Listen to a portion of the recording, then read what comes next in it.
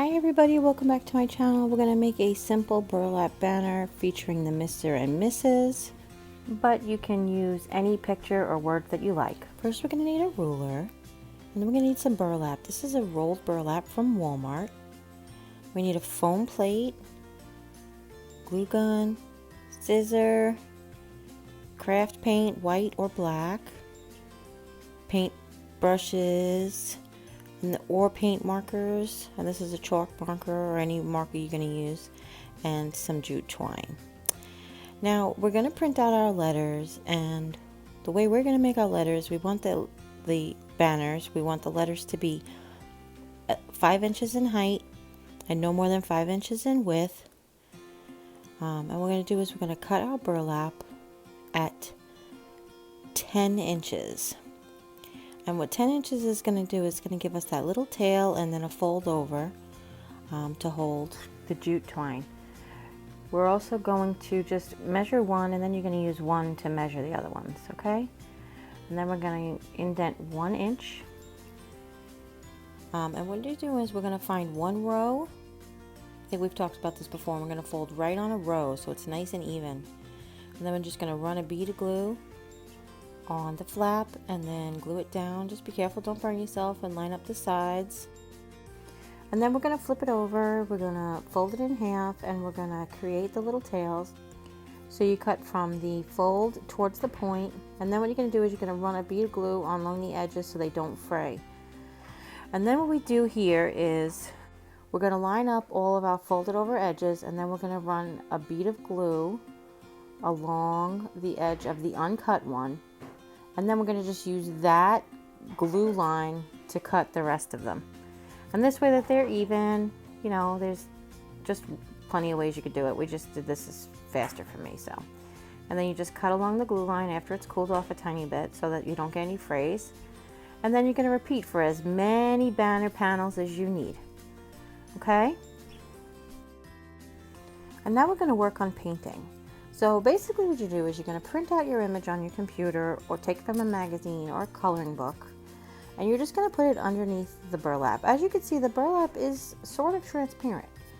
So here I've taken the white chalk marker just to show you that you can just outline it to fill in. You could just color it in with a chalk marker if you have one that's dark enough, or paint marker. But what I've decided to do is just to go on top and trace around and paint. This antique white color is what I've used for this little country wedding, and I'm just basically coloring on top of the M and the R, and as you can see. Okay, and then you're just going to repeat this for all of your letters.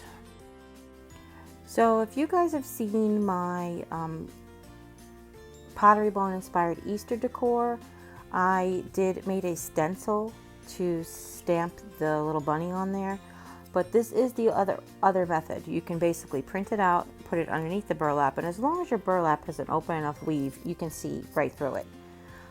So that's also another alternative you can do for the bunny wreath too. But you can use paintbrush, you can make a stencil, you could use stencil letters, you can do marker, anything that you have that can go on top of the burlap, that can color up the burlap. You can use black, white colors and the whole bit, okay?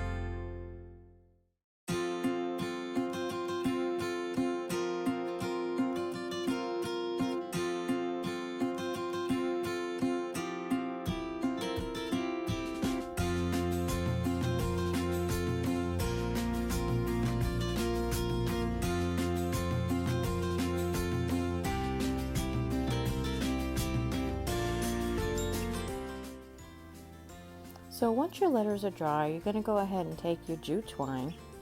And I know I didn't have it in the directions, but you could use a needle, a stick, a chopstick. I'm just using that same wooden dowel that held the Easter eggs from one of my last tutorials. And I've tied the loop on the end, but before I pull the loop tight, I'm tying it around the stick, and I'm using the end of the stick to hold onto the loop. Because this doesn't have to go very far, I'm not worried about, securing it. But this is just one method. You could also tie it to the end of a safety pin. You can use a crochet hook, anything to help you guide the thread through the banner. And that's it. It's just that simple. So then you just make sure you're spelling the right thing in the right order. Because as you see here, I started putting the S before the other R. It was Mr. and Ms. Hey, it's 2017. Maybe they want to be Mr. and Ms. But that's it. And then I left the string extra long because I'm not exactly sure where she wants to hang it. But that's it. So here it is. I hope you liked this quick tutorial. If you do, give this video a thumbs up.